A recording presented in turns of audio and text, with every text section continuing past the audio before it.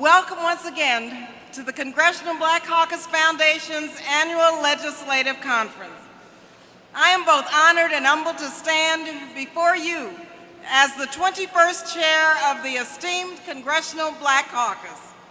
42 remarkable men and women devoted to the American promise and the over 40 million Americans who afford us the privilege of serving as their voices and advocates for democracy.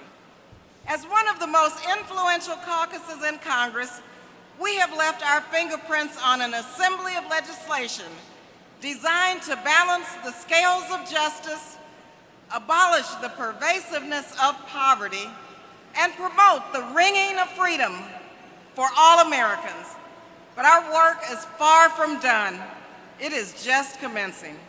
Many have classified this period as the post-racial era for America, despite the unimaginable triumph of President Barack Obama serving as the 44th President of the United States of America.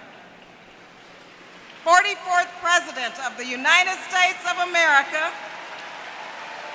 44th President. Our nation is still working on its promise to overcome. Presently, 24% of African Americans in this country are living in poverty. African Americans represent 12% of the United States population and account for half of the new AIDS infections. 250,000 African Americans are unemployed, and 3 out of 4 African Americans are uninsured or underinsured. Therefore, the relevance of the Congressional Black Caucus is renewed, and we are resolute in our role as the conscience of the Congress. We appeal to each of you to help us reinvest and rebuild the fabric of our society, community by community, family by family, hand in hand. Thank you again for your presence. Thank you for the support exhibited during the conference, and thank you in advance for your noble commitment to the work of the CBC and the CBCF Foundation. Thank you.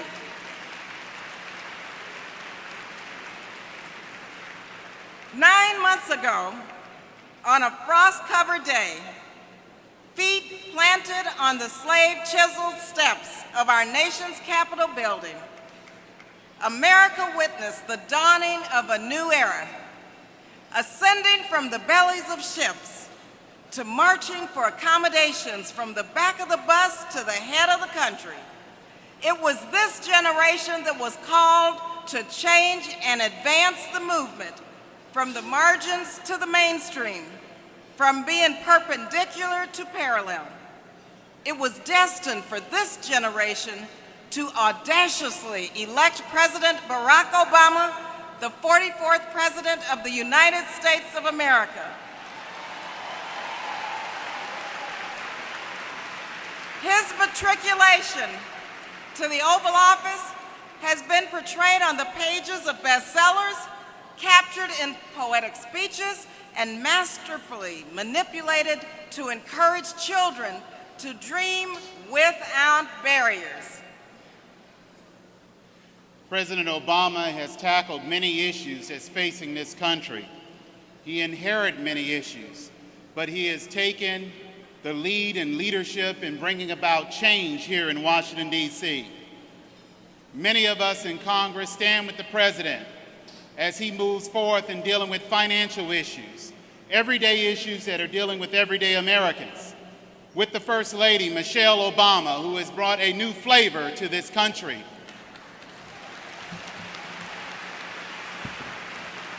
And being an outstanding First Lady and traveling the world as the First Lady. To their children that has brought youth to the White House, and a mother-in-law that everyone loves in America. This amazing family has set the tone for change. Our president, who has said that he is determined to be the last president that has to deal with the issue of health care and will bring about change and health care to the people of this great country. Ladies and gentlemen, put your hands together for the 44th President of the United States and the First Lady, Michelle Obama.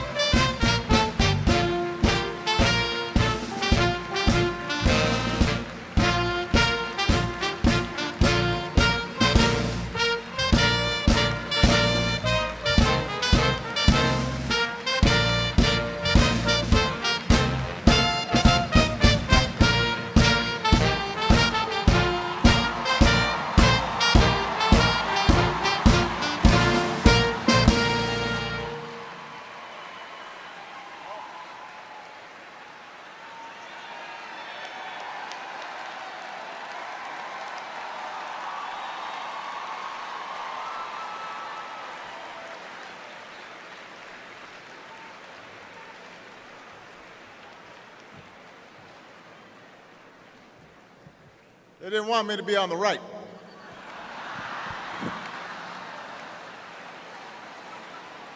This is CBC.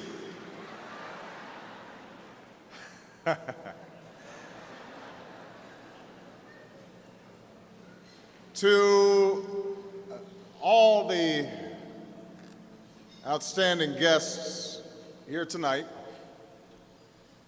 to our outstanding chair of the Congressional Black Caucus, Barbara Lee. Please give her a big round of applause.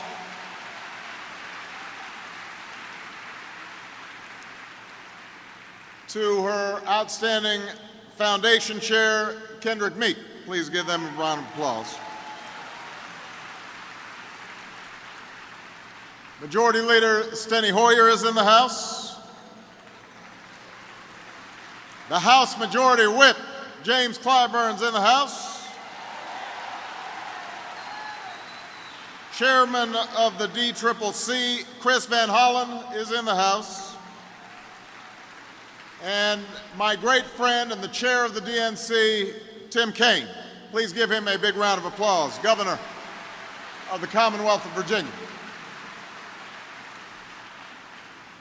I want to begin by congratulating all of the recipients of the Phoenix Award for outstanding contributions to American life. I have to single out one of tonight's honorees for whom I can personally vouch, our ambassador to the United Nations, Susan Rice.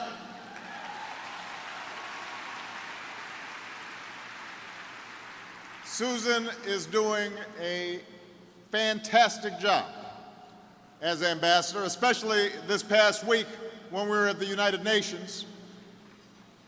And we are all lucky, all of America is lucky to have her representing us there. So please give her a big round of applause.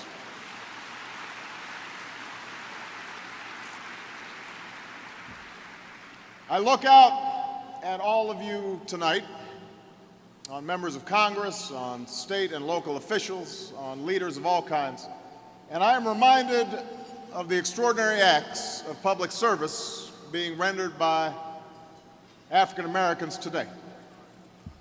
I'm reminded of the difference each of you is making at every level of government, in the quiet neighborhoods of our small towns, in the bustling streets of our big cities. But I'm also reminded that it wasn't always this way. I'm reminded of a time long before the CBC was formed, long before the Civil Rights Movement was sparked, when just a lone African American was serving in the United States Congress, a North Carolinian by birth, the child, some say, of slaves. George Henry White was the last of that first generation of African Americans elected to Congress in the aftermath of Appomattox.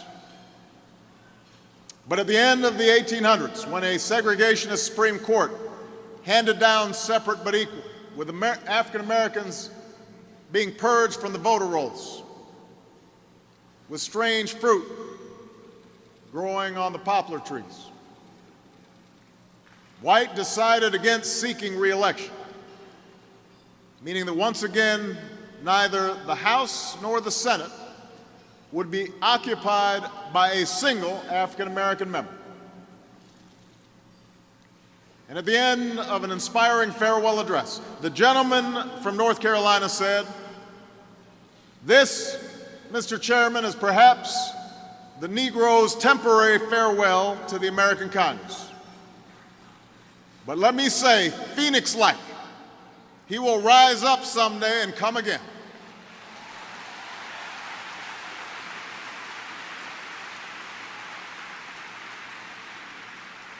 Members of the CBC, all of you gathered here today, tonight is a fulfillment of that prophecy. While George Henry White might not have foreseen the exact details of Montgomery and Selma, while he might not have foreseen the precise outlines of the Civil Rights Act and the Voting Rights Act and all the struggles to come, he knew that someday African Americans would sit in our city halls and state houses. He knew that someday the halls of Congress would be walked by representatives and senators of every creed and color. He knew, as Frederick Douglass knew, as Harriet Tubman knew, as Martin Luther King Jr. knew, that the arc of the moral universe is long, but it bends towards justice.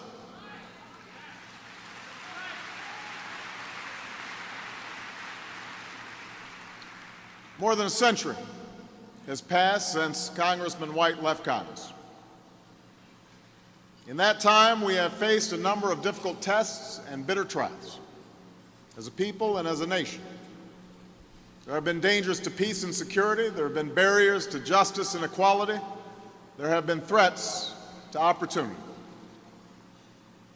So we are by no means the first generation of Americans to be tested, but tested we have been. Most recently, we've been tested by an economic crisis unlike any that we've seen since the Great Depression. Now, I have to say that some folks seem to have forgotten just how bad things were when I took office.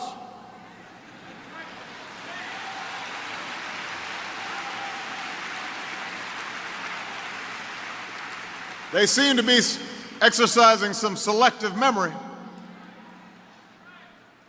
So let's just take a stroll down memory lane.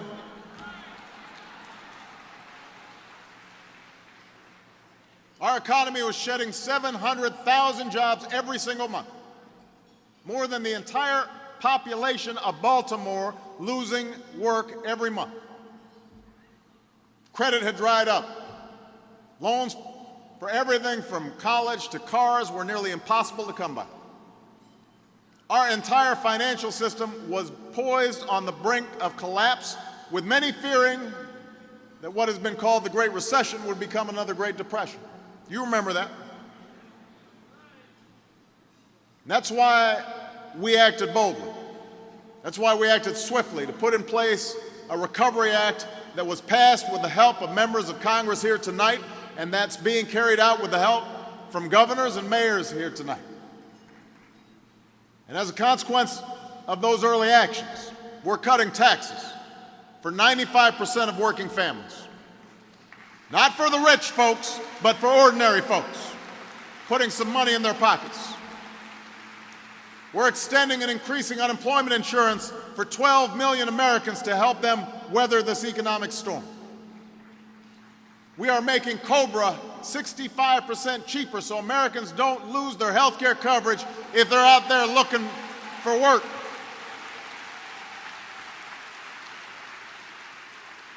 We are saving the jobs of teachers and police officers that Americans rely on all across the nation. And we're putting Americans to work, rebuilding our crumbling roads and bridges, and schools and waterways, with the largest investment in our infrastructure since the interstate highway system was built in the 1950s. Because of the action we've taken so far, we have stopped the bleeding in our economy. So the next time some of these folks come up asking you what the Recovery Act has done, you tell them it has prevented us from going into a much worse place. That much we know. That's been confirmed. But we also know that we've got a long way to go, that the progress we've made has been uneven, and that this recession has hit communities of color with particular ferocity. Today, more than 1 in 7 African Americans are out of work, the highest in nearly a quarter of a century. More than 2 out of 10 African Americans and 3 out of 10 black children are living in poverty. So this economic crisis has made the problems in the communities of color much worse. But we all know that these problems have been there for a long time. Communities were struggling to catch up long before this economic storm came ashore. One study that looked at trends in this country over the past few decades found that while roughly 7 out of every 10 middle-class white children end up surpassing their parents' income, roughly 7 out of every 10 middle-class black children do not. Think about that. For the majority of some Americans, upward mobility. For the majority of others, stagnation or even downward mobility. That was taking place over the last decade, before the economic crisis. That kind of inequality is unacceptable in the United States of America.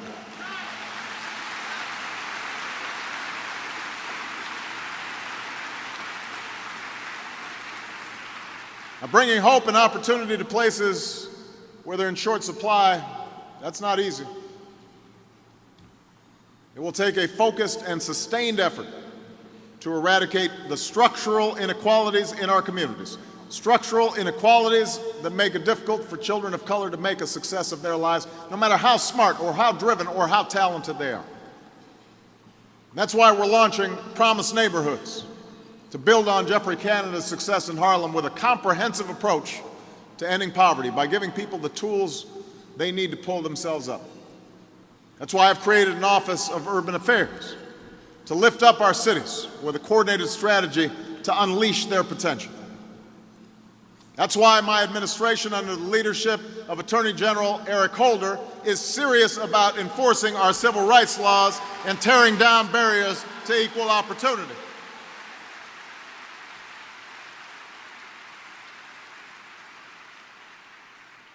But of all the barriers still standing in 2009, few are more unjust, few are more entrenched, few are more inhumane than the barriers to a healthy life and a good education. Barriers that constrain the dreams not only of African Americans, but of all Americans. Barriers that can and must and shall be overcome. For the sake of every American living today and for the sake of every American yet to be born, we must bring about a better health care system in this country. Not in 10 years, not in 5 years, not in 1 year, this year.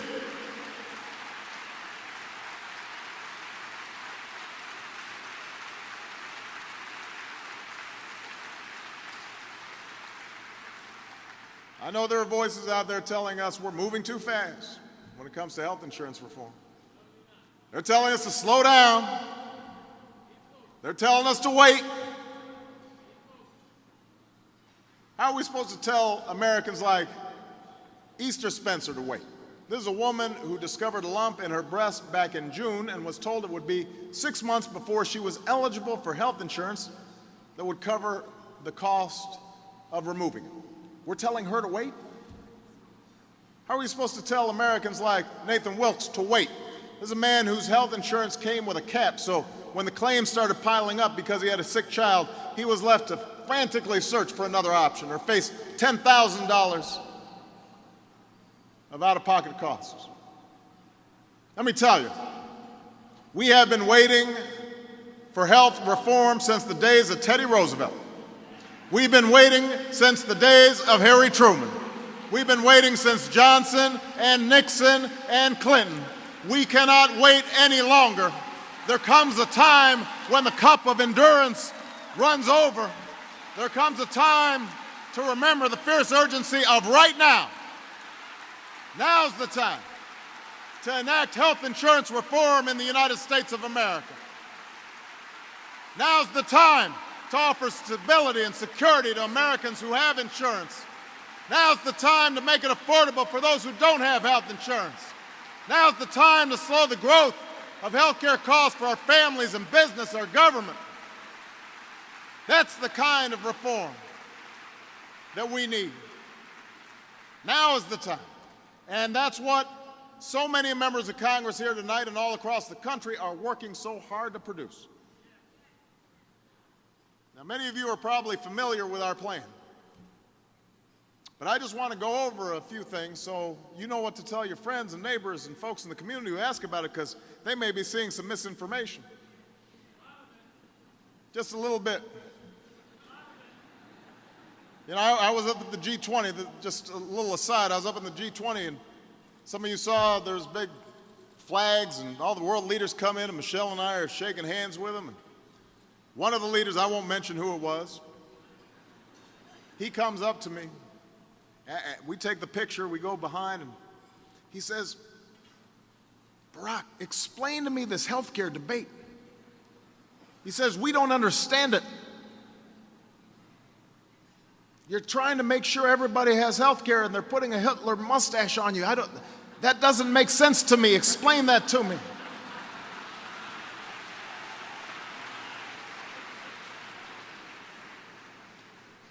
He didn't understand. So let me just clarify. If you already have health insurance, under the plan we've developed, you will not, I repeat, you will not have to change your coverage or your doctor. We are not requiring those changes in this legislation. What we will do is make insurance work better for everybody. It will be against the law for insurance companies to deny you coverage because of a pre-existing condition.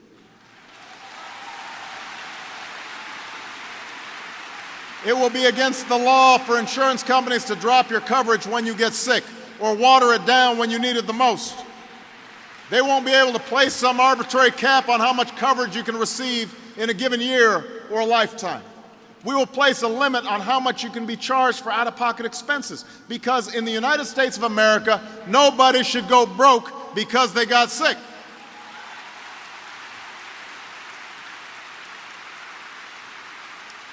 We will make it easier to identify healthcare disparities and work to close them. That's long overdue.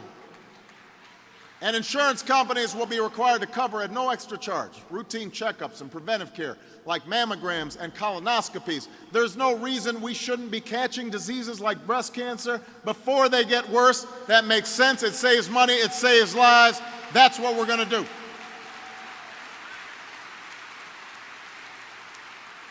So that's what we do for the folks with health insurance. And we'll finally offer the tens of millions of Americans who don't have health insurance some affordable choices. We'll do this with a new insurance exchange, a marketplace where individuals and small businessmen can shop for affordable health insurance plans that work for them as one big group. So they'll have leverage to get a better deal than they get right now, a much better deal. And that is going to save them money.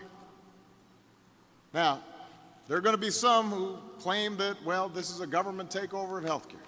There are going to be some who suggest that they're going to lose their choices. We are talking about expanding choices, and I just want everybody to remember that they said the same thing when we tried to pass Social Security. They called FDR all kinds of things that we cannot repeat here today. They said the same thing about Lyndon Johnson when we tried to pass Medicare. They are saying the same things now, trying the same tactics, but we are going to get this done this year thanks to members of the CBC and members of Congress all across the country. And thanks to you at the grassroots level that are going to stand up and insist that we cannot afford to wait any longer.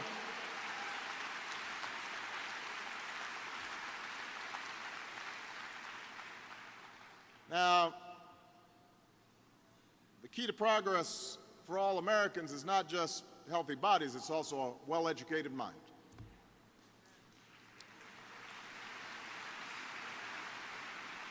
And we know that the African-American community will fall behind in the United States, and the United States will fall behind in the world unless we do a far better job than we've been doing of educating our sons and daughters. Unless we close the achievement gap that sees black students and brown students lag behind their white classmates year after year, decade after decade. Unless we reach all the students who are dropping out of school and giving up on their future. Today, almost a third of students drop out of high school. A third. And a disproportionate number of them are African American or Hispanic.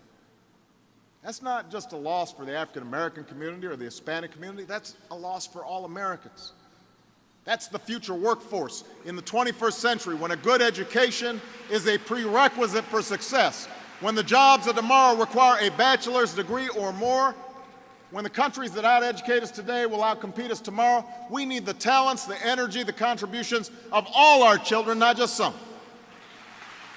We need to prepare every child in America to compete with any worker in the world.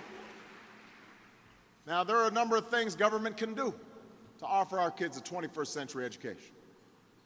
It can increase Pell Grants and Perkins loans and simplify financial aid forms. It can establish better standards and assessments in our schools. It can reward teachers who are doing a great job and move bad ones out of the classroom. It can improve quality in early learning initiatives. It can rebuild our crumbling schools. It can offer all our children a complete and competitive education, from cradle to classroom, from college through a career. That's what government can do. That's what government must do, and that's exactly what we've begun to do here in Washington, across this country.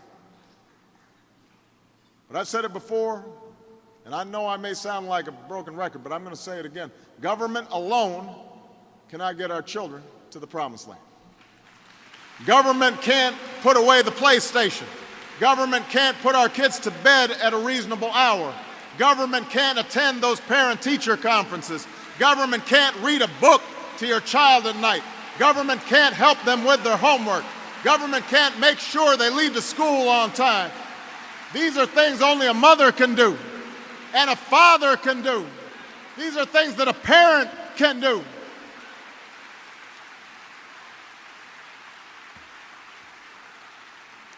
We need to accept our responsibilities as parents and community leaders. We need to be good role models and encourage excellence in all our children, every last one of them. We need to let them know there are no excuses for not doing your best every day, all the time, in order to achieve your dreams. We've got to push our kids to aim higher. I don't want all our kids aspiring to be ballers or rappers. I want them aspiring to be teachers and doctors and scientists and engineers. I want them aspiring to be members of Congress and Supreme Court justices. I want them aspiring to be the President of the United States of America.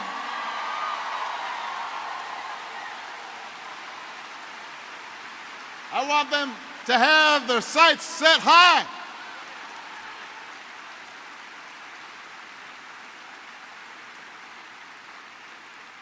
No excuses for mediocrity.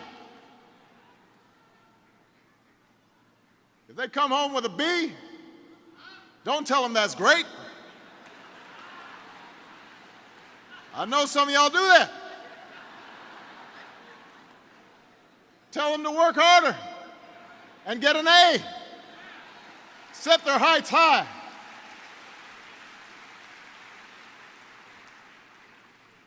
World-class education, affordable quality health insurance, jobs and opportunity, all of us accepting responsibility for ourselves and our children and our common future. That's how we'll make life better for the African American community and thereby make life better for the larger American community. That is how we will build a new foundation for our economy that yields lasting shared prosperity. That's how we'll take up the cause of freedom and justice and equality in our time, just as earlier generations of Americans took it up in theirs. Remember what it was like for George Henry White in the early days of the 20th century, as he was bidding farewell to the House of Representatives, the last African American to serve there for a quarter century.